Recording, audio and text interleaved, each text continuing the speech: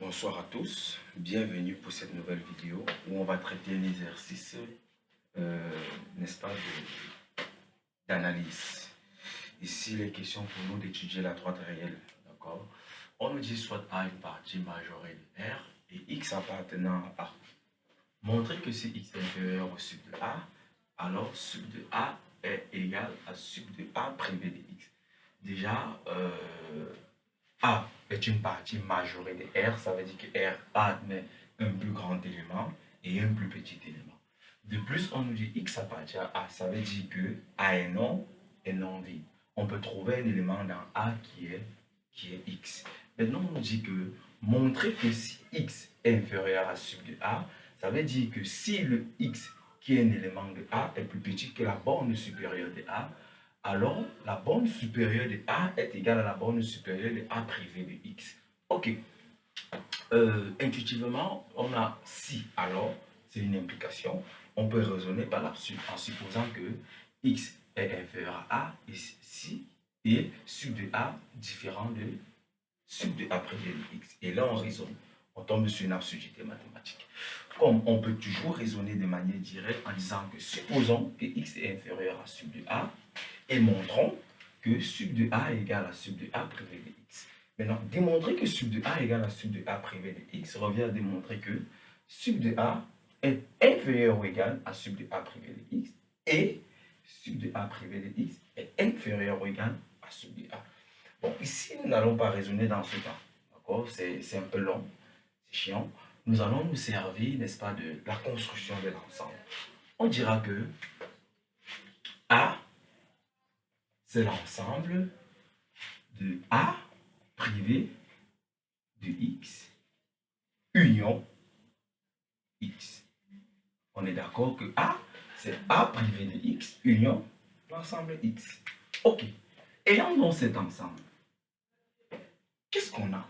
On sait que le sub de A, automatiquement, me donne, comme c'est une union, ce sera le sub de cet ensemble ou le sub de cet ensemble.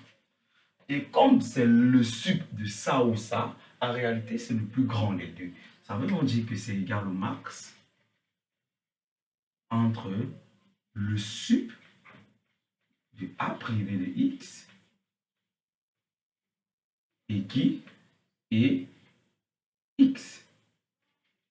C'est le sub entre A privé de X et X. Qu'est-ce qu'on sait d'autre? Nous savons également que, par hypothèse, X est plus petit que sub de A. C'est-à-dire que dans mon raisonnement avant d'écrire tout ceci, je dis, supposons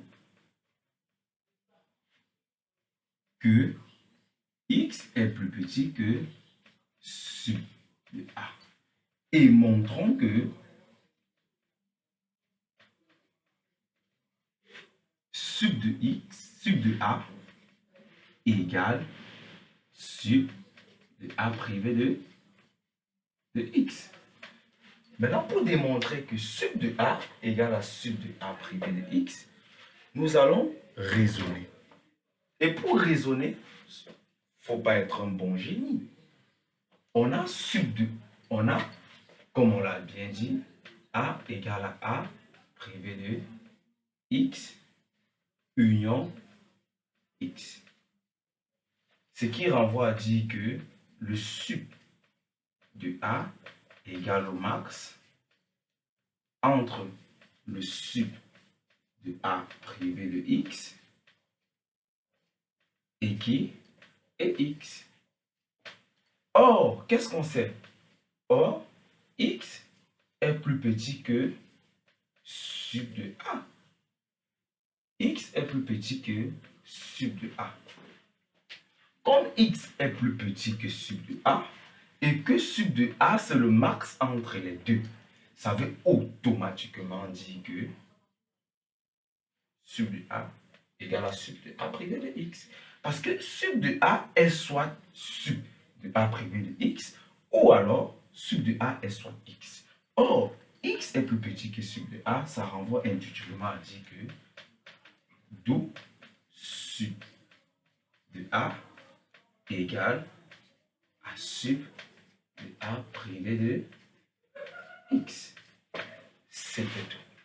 Si vous avez une quelconque préoccupation, s'il y a un élément que vous n'avez pas compris, vous pouvez nous laisser un commentaire ou du moins vous pourrez nous contacter pour que nous puissions organiser, n'est-ce pas, une nouvelle séance d'exercice pour pouvoir mieux étayer les propos et mieux vous guider. Merci.